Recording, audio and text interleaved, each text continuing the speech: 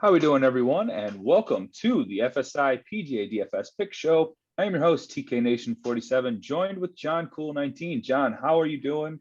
Did you watch some of the Olympic golf? And you ready to jump back into some PGA content for this week? Super pumped to jump back in. I got to see very, very little of the event last week. I was watching scoreboards, caught the highlights when they flashed them on NBC, but didn't really get into much of it. If nothing else, I was kind of watching the other Olympics. There was some other fantastic stuff that I don't get to watch, but every 4 years or so. So that was exciting. I played super light on the Olympics, but I am pumped to get back into it. We have an awesome field this week, fun event. I'm really looking forward to this week. Yeah, me too. I'm ready to get back into the PGA Tour. Looks like we're going to be closing it down the stretch here in the month of August, followed up with the Tour Championship first weekend of September. So the PGA season is slowly coming to a close, and we're getting down to it for these top-end golfers. We'll discuss our one-and-done strategy here along with some DFS picks if you are new to the show. Let's get into that.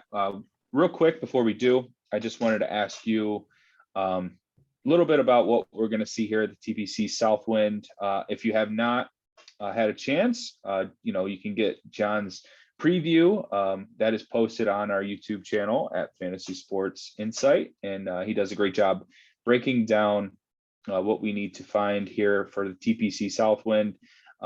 Just give us a little bit of a quick little insert for that and before we get into picks. So it's a par 70 Bermuda grass greens. There are only the two par fives, so we're not really looking at that much this week. This is only the third time that the event has been a WGC event at St. Jude, but there is some older course history, so you can find some more history beyond just the last 2 years. Just kind of have to separate it out on how you're looking. If you just look at WGC, you're going to end up with stuff that's not on this course if you go back too far. But kind of some key stats we're looking at: approach, Bermuda putting, as well as drive accuracy this week. There are 6 par fives at 450 to 500 yards, so we're including that. But really kind of honing in on drive accuracy and around the greens this week. It should be pretty important. Small greens, kind of difficult to hit there. Lots of sand on the course, so I expect some guys to come up short on a bunch of the holes and be chipping. So we are absolutely including that in the modeling this week. Yeah, absolutely. TPC Southwind, a pretty fun course to watch on TV. I'm looking forward to this event. Let's get into some of these picks. For my favorite this week, I'm going to go with my main man, Brooks Koepka here. Brooks has been in excellent form. He's got a 6th at the Open, 5th at the Travelers, 4th at the U.S. Open. He did miss at the Palmetto, and he's got a 2nd at the PGA Championship. That's just his last 5. If you want to go back further, he's got a 2nd at a WGC in Florida at the Concessions, and he won on Bermuda greens at the Waste Management Open. These are Bermuda greens, so I like that correlation. It's like if Brooks Koepka doesn't make the cut, he's inside the top 5. So I like that kind of upside here with a no cut event. So St. Jude, he's got some unbelievable course history here. A 2nd last year in 2020, won it in 2019, and 5th in 2018. He's even got a couple of top 5s back in the mid part of the decade. So Brooks Koepka, huge favorite this week. Huge play on the board at 10-6. He's not bad as far as pricing goes for DraftKings. A lot of stars and scrubs approach for me this week. Tell me about your love for Brooks, if there is some, and who your favorite is. I always love to play Brooks. I think 10-6 is a good price. I think more importantly, though, he's not the highest priced golfer, yet he is the odds-on favorite to win. I guess if you're looking at some sites, he's a co-favorite with Morikawa, but if I were putting money on one or the other, give me Brooks Koepka in this week's event. I like him a lot, but for me, between the price, the odds, and the form, everything else going, I absolutely love Louis Oosthuizen this week at 9-6. His form probably not quite the same as Brooks, but it's really close. If nothing else, Louis hasn't played all that many events over the last couple months, although Brooks tends to take quite a few weeks off as well. But Louis has just one missed cut his last missed cut was in November, and he only has that one missed cut in this calendar year. As far as PGA Tour events, that is absolutely awesome. There's not many guys that are only going to miss one cut per year, but Louis is as consistent as they get on PGA Tour here. His last 10 events, 6 of those are top 10s. That includes 3rd at the Open Championship, 2nd at the US Open, 2nd at the PGA, and 6th at the last WGC event. So we love to see him in these big events. He should be very popular, I think, on DraftKings this week. He was also 6th place on this course in the 2020 St. Jude, as well as 20th the year before that. Obviously, he lost to Brooks both years, but I like that kind of that price discount you get here for Louis. A couple other things I love. He is 2nd in the field for double bogeys avoided. If you kind of look at the history here, there's going to be some bogeys. You can't really avoid some of it with the sand and everything, but really avoiding the big numbers, Louis is fantastic at that. Also, his approach game has been coming on stronger and stronger over the last month or so, 2 months maybe. Last 12 rounds, he is 8th on approach in this field. And then if you kind of look out a little bit farther, last 36 rounds, he's top 10 around the greens, 19th on approach. But again, that has been improving recently. 4th greens in regulation. He's also a very accurate driver. So a lot to like about Louis. He had a good showing at the 3M Open, and that was after the quick turnaround from the Open Championship. He has had the week off. A lot of the guys above him in pricing, not including Brooks, but a lot of the guys all played in Japan. So I'm certainly taking that into consideration. I'm not doing a full fade of everybody who is in Japan, but certainly something to think about. That is a lot of travel for these guys. And if nothing else, normal weeks they play and they get on a plane Sunday night, Monday morning. I don't know if these guys took off. There's so much to go on with the Olympic festivities. They might have stuck around a little bit. I don't know. So I have some concerns there. Both of these two, though, had last week off. Yeah, I was going to say, mention that with Japan, these guys, playing in a different time zone, doing that for 4 straight rounds, because that was no cut as well. So there is probably some jet lag coming back to get used to. Absolutely. They're going to be doing that kind of recuperation during their practice rounds. So maybe by Thursday they're evened out, but still, that is, like you said, a lot of travel. I don't think they stayed at Olympic Village. And if they did, then I'd be concerned about how they're conditioned as far as sleep and rest, because it doesn't seem like there's a lot of sleep and rest going on at Olympic Village with those weird beds that they have and stuff. It's just, like you said, a big festival of sorts when it comes to that. So I'm concerned a little bit, but on that Japan aspect for some of these golfers, but young guys like Morikawa, I don't worry about it. Maybe for the older guys, I would be a little bit more concerned, or maybe someone that's not in form like JT, that gives me a little bit of concern too. Sure. Like I said, these guys not involved. Moving on to some value plays to help fill out our rosters. I tried to really give this a good look here, and I think I found 2 guys that I feel are very mispriced. First, I'm going to go with Webb Simpson at 8,500, 28-1. That's not a terrible number, but I'd rather just play him on DraftKings rather than the outright. He's got some elite course history here at St. Jude. I think I kind of factored that in more so than I thought heading into my picks with that course history. He's got a 12th here in 2020, a runner-up in 2019, and a 24th in 2018. All 3 of those were WGC events. Gaining strokes on the approach. He's really good on Bermuda grass. He did miss the cut at the Rocket Mortgage, and I hope people think Webb's out of form, but he played so well at the Open, and you wouldn't expect Webb Simpson to play well at the Open with the way his game is styled. He's not really great off the tee, so you would expect, long fescue, Open Championship conditions. You just don't think of Webb Simpson when you think of that, and he played really well. And I believe he was top 5 tee to green that week. So Webb Simpson is definitely on my radar. He has 6th at the WGC in concessions. That was in Florida. He does well in courses in the South, and I think Webb Simpson's going to be a great play. Next up, I have Sam Burns at 6,900. This is the winner of the Valspar. That is a comp course. As I alluded to John's, course breakdown. He has them as one of his corollary courses. And I found Sam Burns to be in great form as well with the ball striking and with the course history. He has a decent course history, he has decent form. I'm sorry, 13th at the Travelers, second at the Byron Nelson, first at the Valspar. So I like Mr. Sam Burns. What are your thoughts on these two, and who are your value plays? I really like what you said about Webb. I do think he's going to go under owned. These no cut events, small field events they're kind of tricky because obviously all the ownership is going to go up with only half the number of golfers in the field.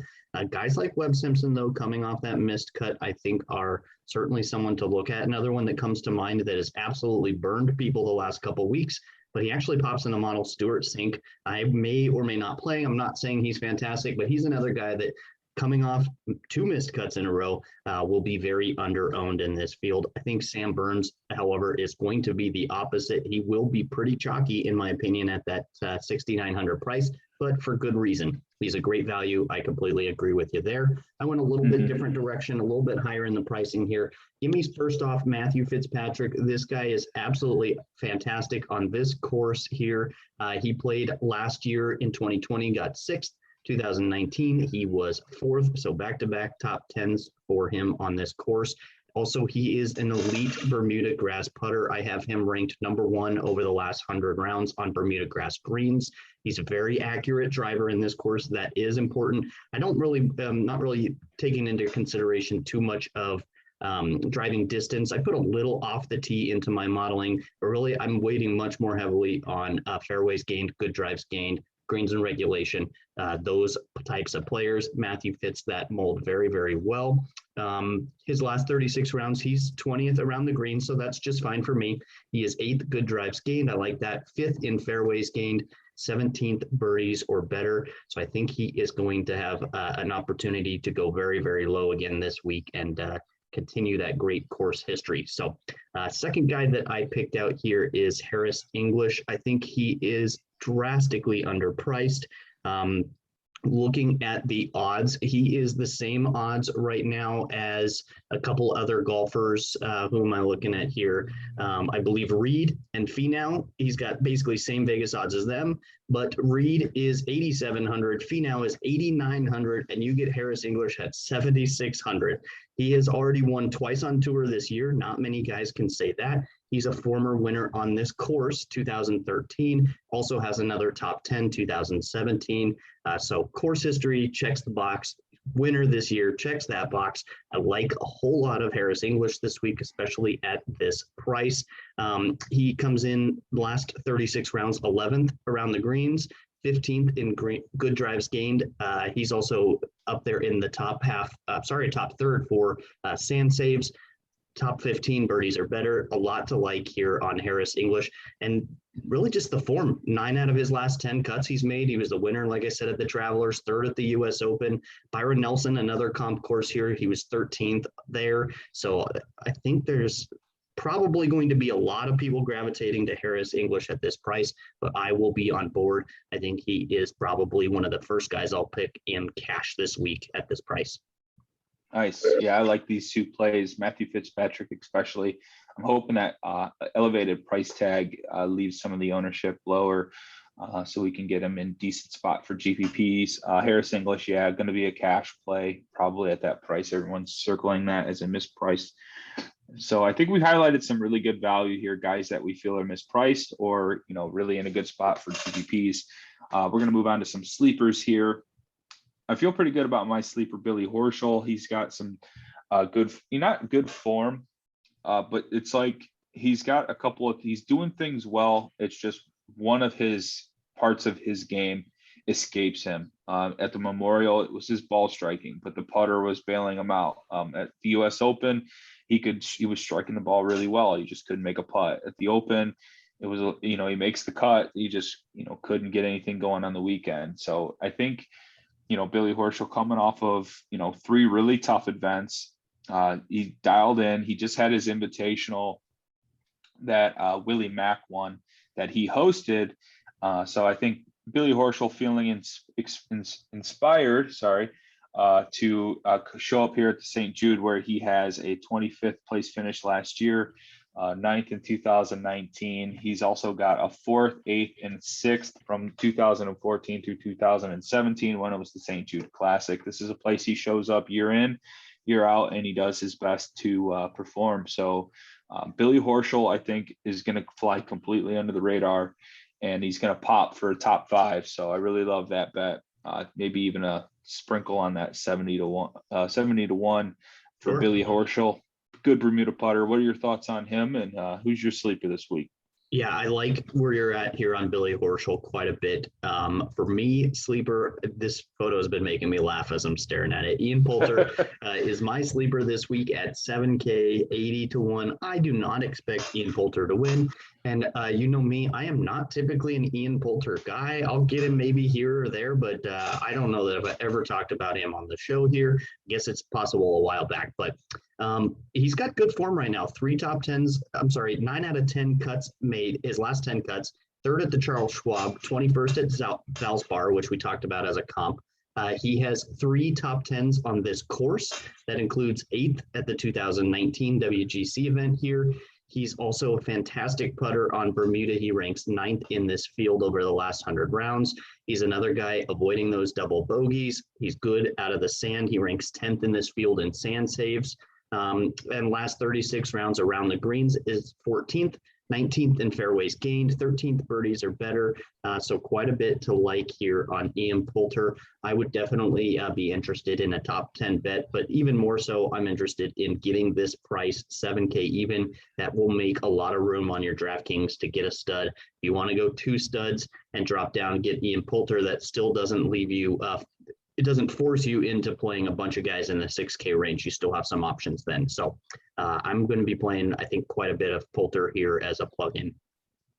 Nice. Love me some Ian Poulter. He's one of my favorite players to watch. DraftKings and betting aside, I just love Poulter because his personality and the way he goes about his game. He's just awesome. So yeah, let's flip it into some one and done. We're coming down to the stretch here. You got a really good spot here to make some noise if you nail a winner. So I'm going to go with Brooks Koepka. I have him, Dustin Johnson, and Xander as my top studs left remaining of the playoffs, which are some big money making events. So getting first, winning one of those is really going to do well for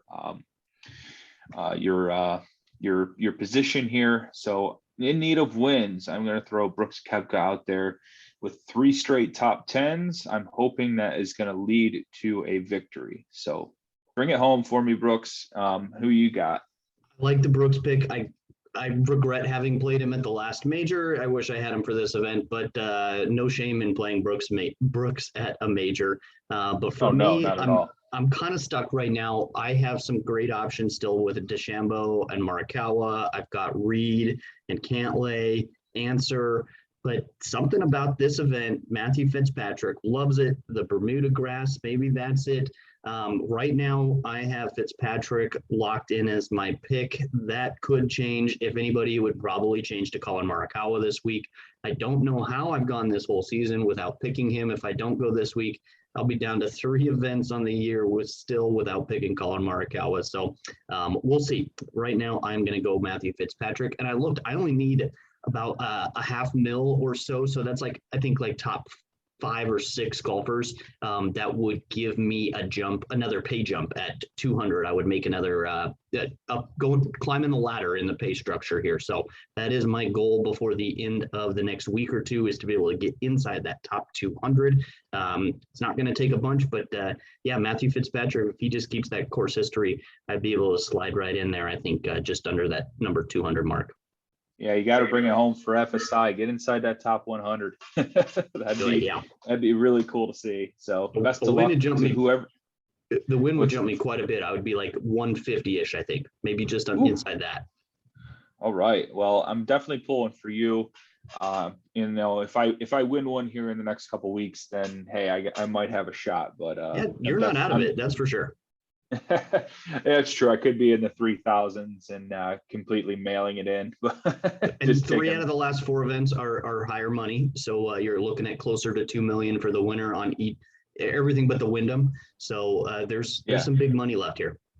Yeah, I think I might not use a stud at the Wyndham. Go with like Agreed. an Answer or something like that. Maybe I don't think I have Neiman, but maybe something like that. Maybe Answer is my circle pick here. So yeah, looking forward to this week. The FedEx St. Jude WGC, or did I almost called it the Classic? The WGC St. Jude. Looking forward to it. If you guys are interested, we are going to be providing cores and a small player pool and breakdown for the Olympic women's golf. And I think I might do so for either the Euro Tour event or the Barracuda. I think me and John can come together on maybe a Barracuda core and player pool for that alternate event this week. If you want access to that, you can find us in the Discord. That link is in our FSI DFS Twitter handle. And click the link, follow the instructions, find us in the chat, ask us questions. We are available all week. We'll be providing, like I said, cores, breakdowns, and many more things to come this week. Big week in golf. Let's finish strong. John, good luck this week. Thank you for listening out there. Like and comment below, and see you this weekend for some showdowns. Sweet. Good luck.